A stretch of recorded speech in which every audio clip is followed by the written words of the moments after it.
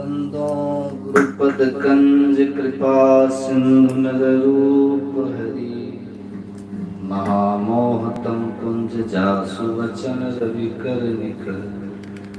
श्री सद्गुरु महाराज की।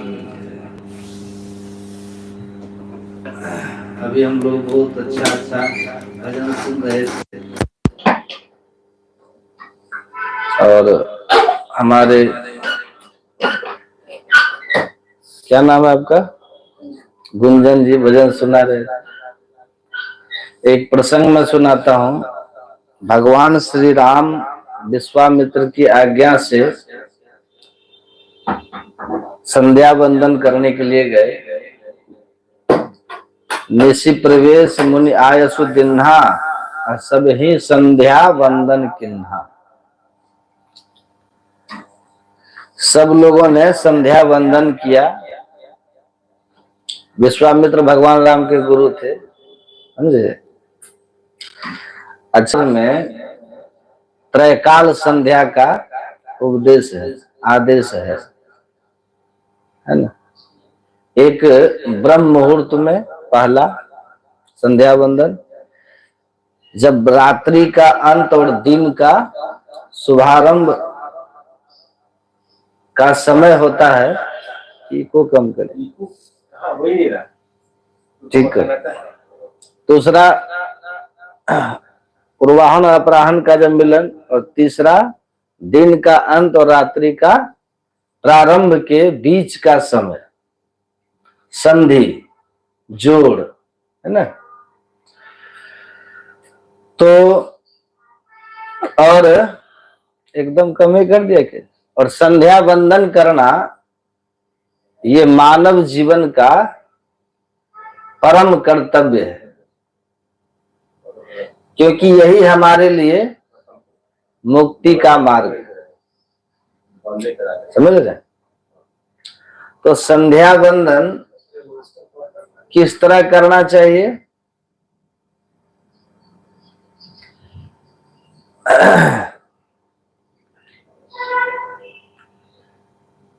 जैसे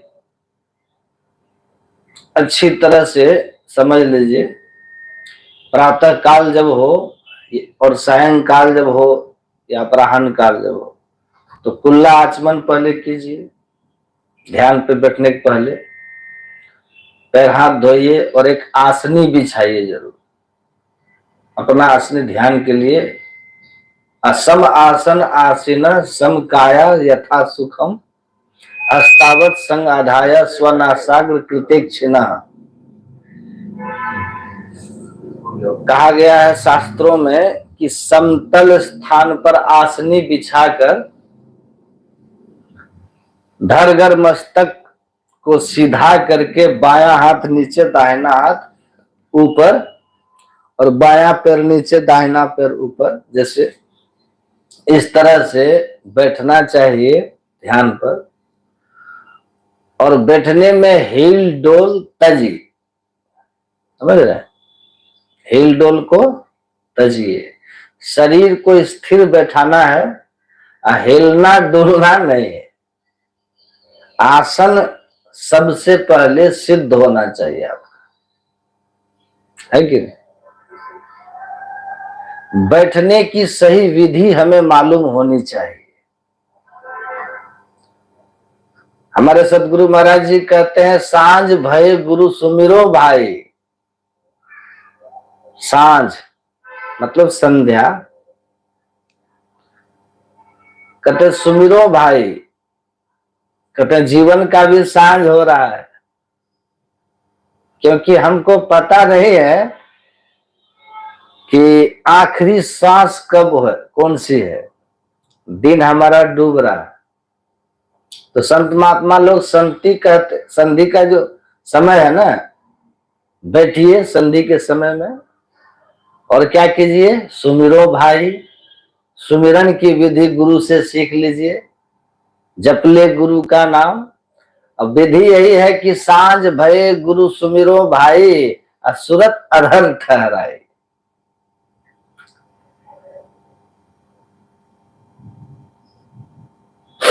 अब बाहर के पट बंद करो हो, अंतर पट खोलो भाई, है ना।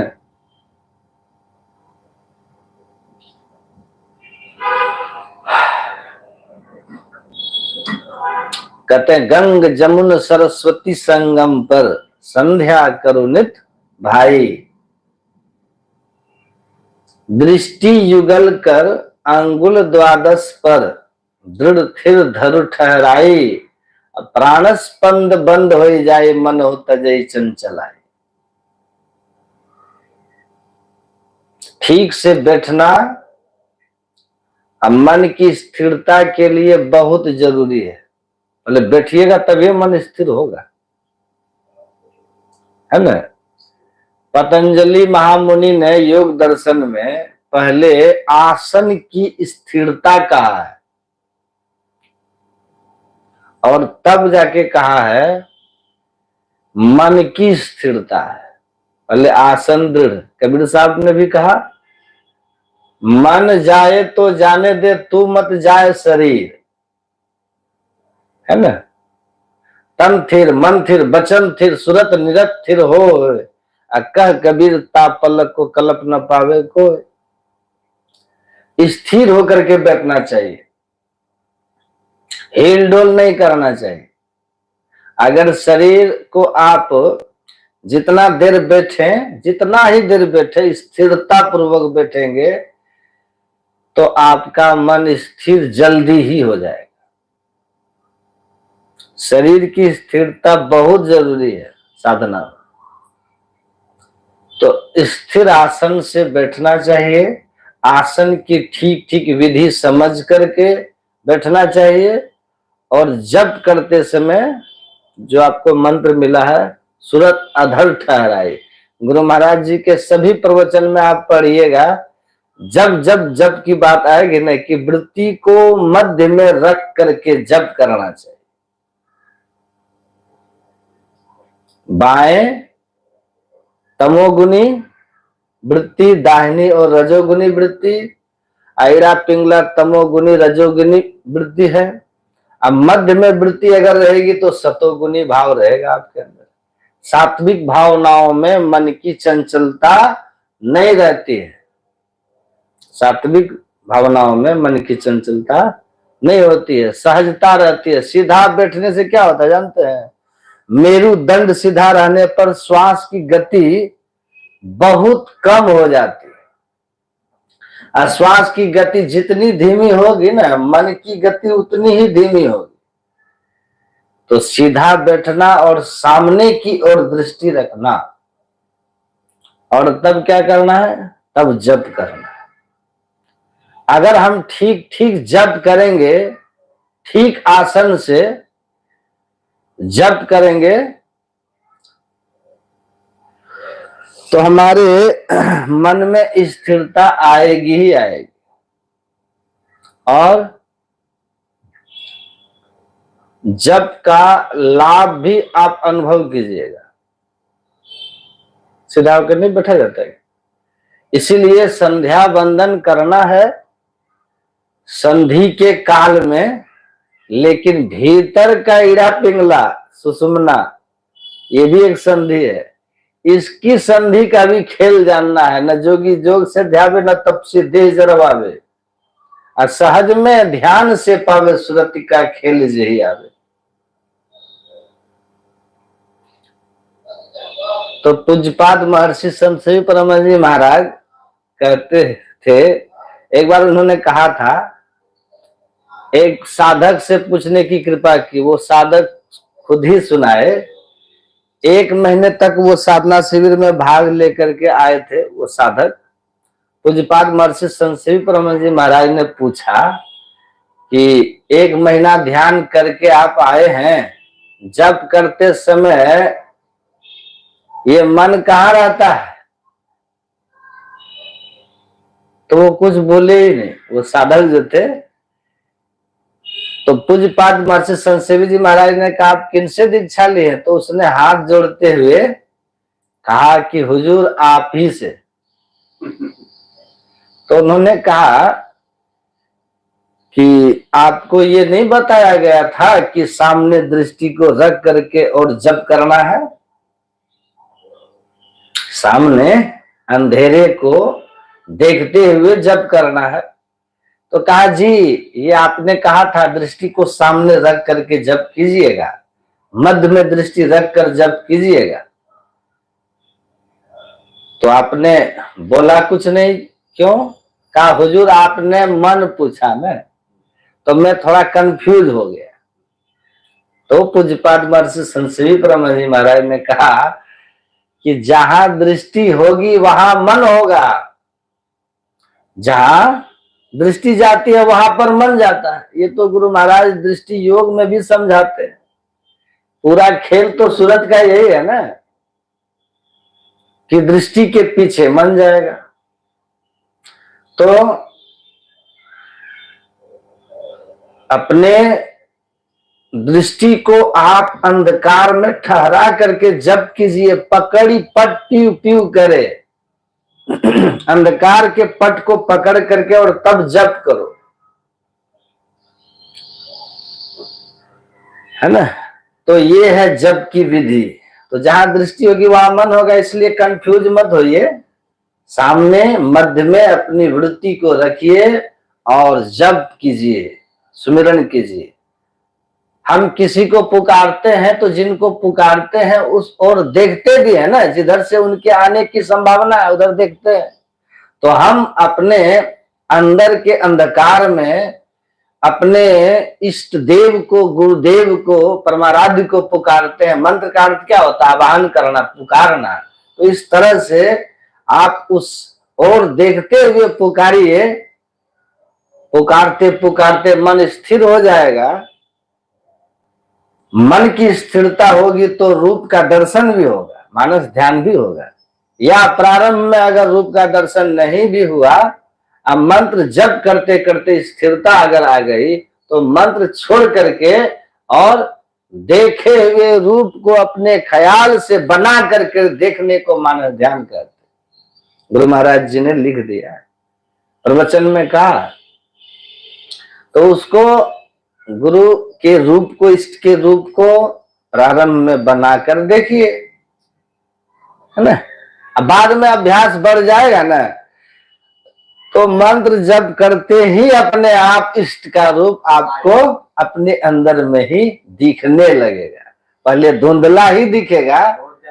हाँ, लेके जाते हैं हमको कुछ से नहीं चाहिए। हाँ, बहुत पूजपाठ संग संग आ जाएगा। हाँ, देखिए मन लगाएंगे बस अंदर में रूप को देखना है ना, तो बहुत ही प्रेम श्रद्धा से देखना है, इस भाव से देखना है कि संसार में सबसे मेरा परम हितैषी, पर कल्याणकारी, मेरे जीवन का सारे दुखों को दूर करने वाला यही रूप है। यही भाव से देखना, इनके अतिरिक्त और कोई नहीं है। पितहु तो मातहु ते अधिक छोकर पितहु अधिक भलाई है, कुल मालिक अधिक कृपा धारे, गुरु सम कोई न सहाय है। ये भाव रखिएगा, है ना। ऐसा भीतर का भाव होना चाहिए।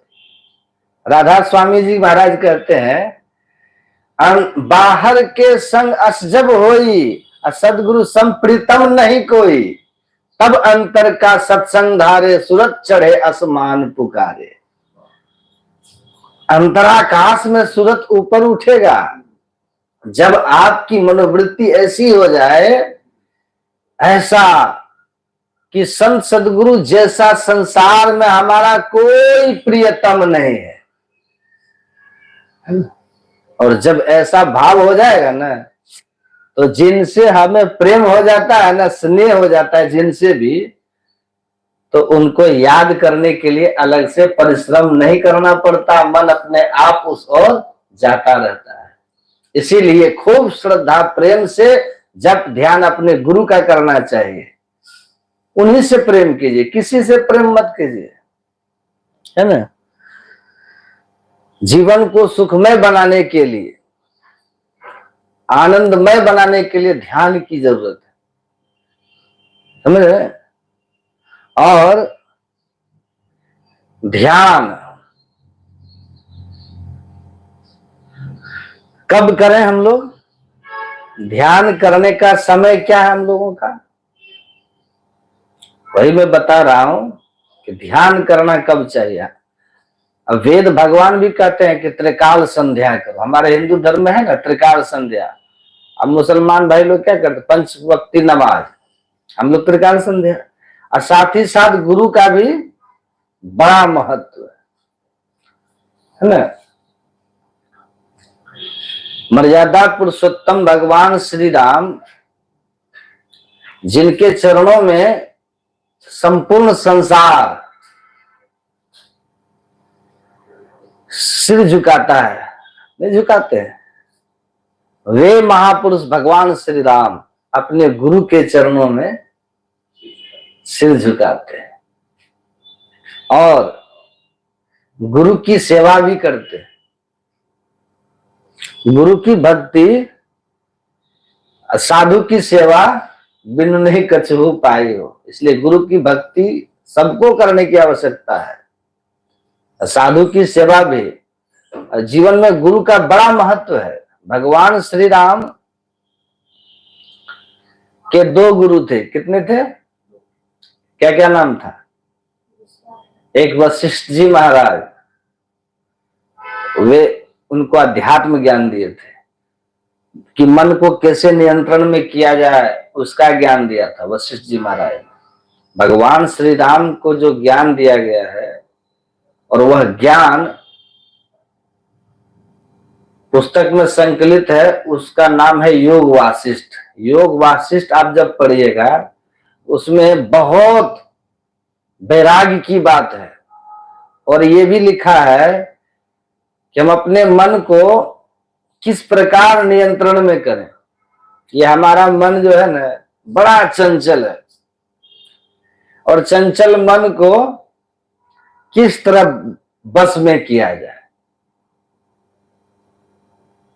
तो योग वासिष्ठ में लिखा है, कहा कि जिस तरह से पंखा चलता है ना तो हवा चलती है और पंखा को बंद कर देंगे, बंद कर दो पंखा, तो हवा बंद हो जाएगा, है ना। उसी तरह से हमारे चित्त का जो स्पंदन है ये बंद हो जाए। और हमारे ऋषियों ने क्या कहा कि आप चित्त का स्पंदन बंद करें या वासना का क्षय करें। ये चित्त का स्पंदन कैसे बंद होगा, है ना। ये जो हमारा मन है ना, मन का संबंध किससे है? हमारे दृष्टि से भी। अभी सुन रहे थे ना, दृष्टि जहां जहां जाती है मन वहां वहां जाता है। और जब मन बहिर्मुख हो जाता है, संसार के चिंतन में मन जब लग जाता है, तब मन क्या होता है? और अधिक चंचल हो जाता है। और जब मन चंचल हो जाता है तो श्वास की गति बड़ी तीव्र हो जाती है।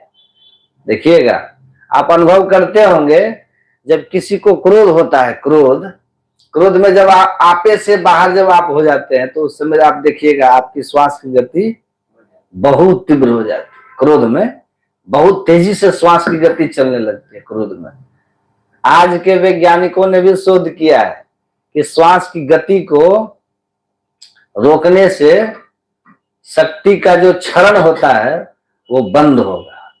ये श्वास की गति को कम किया जाए। और उदाहरण में दिया क्या है जानते हैं कि जिस जीव का श्वास की गति जितनी कम है उसकी उतनी ही लंबी उम्र है। कहा गया कछुआ को देखिए, कछुआ का श्वास की गति बहुत कम है तो 250-300 वर्ष तक वो कछुआ जीता है। अच्छा, अजगर की श्वास बहुत कम है, अजगर की, तो वो भी बहुत दिनों तक जीता है। खरहा कूदते फांदते रहता है, उसकी श्वास की गति अधिक है। खरहा मतलब खरगोश, तो उसका उम्र भी कम है। तो कहने का मतलब ये है, ये जो श्वास जो है ना हमारी, ये श्वास रूपी पूंजी परमात्मा ने हम लोगों को प्रदान किया है। ये श्वास रूपी पूंजी को सुरक्षित रखना है हम लोग को। मतलब समझ रहे हैं, मतलब इनका कम क्षरण हो। श्वास की गति धीमी होगी ना तो हमारी आयु स्वतः बढ़ेगी। हम लोग धर्मशास्त्रों में पढ़ते हैं, सुनते हुए संतों से कि पहले बड़े बड़े ऋषि महर्षि गुफाओं में बैठे हैं और 100-200 बरस 500 बरस तक उनकी उम्र। अभी भी कहा जाता है जो गुफाओं में हिमालय के कंदरा में बहुत सारे महापुरुष है जो 400 बरस 500 बरस से अभी भी बैठे हुए। क्यों बैठे हैं? तो वो जब ध्यान करते हैं ना तो अपने चित्त को स्पंदन को रोक दिया है उन्होंने, जिससे श्वास की गति रुक गई है उनकी। और श्वास की गति जब रुक जाती है इसके कारण स्वतः उनका जो शक्ति का क्षरण होता है वो बंद हो गया। इसलिए श्वास की गति जो है इसको रोकने की आवश्यकता है। तो श्वास की गति को कैसे रोका जाए? तो श्वास की गति को रोकने के लिए क्या करना है? कुछ संत महापुरुषों ने कहा कि श्वास की गति को रोका जाए तो इसके लिए क्या करना है? ये जो प्राणायाम योग की बात है उसको लोग करने की बात कहते हैं, है ना। रेचक, पूरक, कुंभक, ये जो श्वास की गति, श्वास को लेना, कुछ देर तक रोकना, फिर छोड़ देना, एक प्रक्रिया लोग करते हैं ना। तो हठ योगी लोग क्या करते हैं जानते हैं? इसके माध्यम से हठ पूर्वक, बल पूर्वक श्वास की गति को रोकने का प्रयास करते हैं हठ योगी लोग। लेकिन हमारे आराध्य गुरु महाराज कहा करते हैं यदि इस तरह से आप रोकेंगे ना तो ये सापद है, निरापद नहीं है। मतलब श्वास की गति को आप यदि रोकेंगे तो गुरु महाराज जी के प्रवचन में है कि फेफड़े का तंतु जो बड़ा कोमल होता है, जब श्वास की गति ले रहे हैं यदि तेजी से हवा खींच लेंगे या बाहर फेंक देंगे तो हो सकता है हवा के ठोकर से आपके मस्तिष्क बिगड़ सकता है और साधक की मृत्यु भी हो सकती है।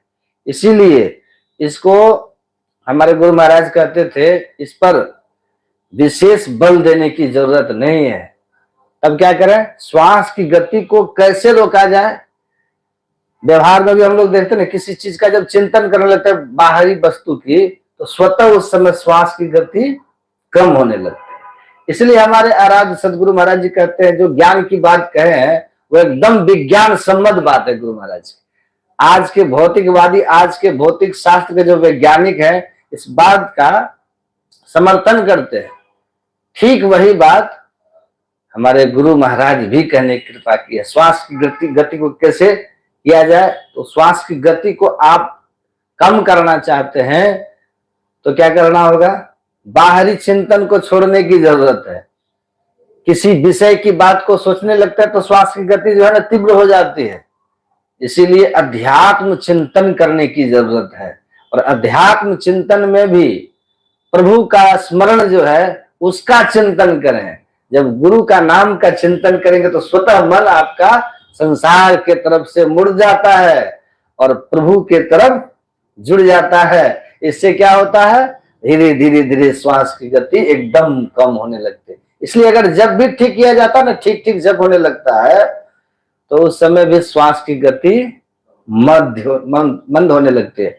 अगर आप मानस जब ठीक ठीक करते हैं ना और अगर मानस ध्यान और ठीक होने लगे तो और श्वास की गति कम हो जाती है। लेकिन अगर हम दृष्टि योग की साधना अगर करते हैं, गुरु महाराज जी कहते थे कि दृष्टि के साथ मन का संबंध है, तो दृष्टि योग की साधना अगर करते, दृष्टि को स्थिर करते हैं गुरु निर्धारित, गुरु के संकेत के मुताबिक वहां पर अगर दृष्टि को स्थिर किया जाता है तो क्या होता है? जिनकी दृष्टि स्थिर होती है तो प्राण स्पंदन बंद हो जाए, मन हो तजय चंचलाई। ये प्राण स्पंदन स्वतः बंद हो जाएगा और मन की चंचलताएं भी मिट जाएंगी। इसी को संध्या कहते हैं। संध्या करना, दरअसल में संध्या, असली वास्तविक संध्या यही है। लेकिन हमारे यहाँ लोग संध्या बंदन इस तरह करते थे, अभी भी लोग करते हैं ना। जब सूर्यास्त होने को होता है तो लोग जल ले लेते हैं और कुछ ले लेते हैं, भगवान के तरफ जल देना शुरू कर देते हैं। या कोई जब सूर्योदय होने लगता है तो उस समय खड़े होकर के अर्घ देते हैं। तो ये बाह्य चीज है। लेकिन असली संध्या तो ये है कि अपने आप को समेट कर ये पिंड ब्रह्मांड का जो मिलन स्थान है संधि बिंदु पर अपने बाप को रखें, तो यही असली संध्या वंदन की बात है।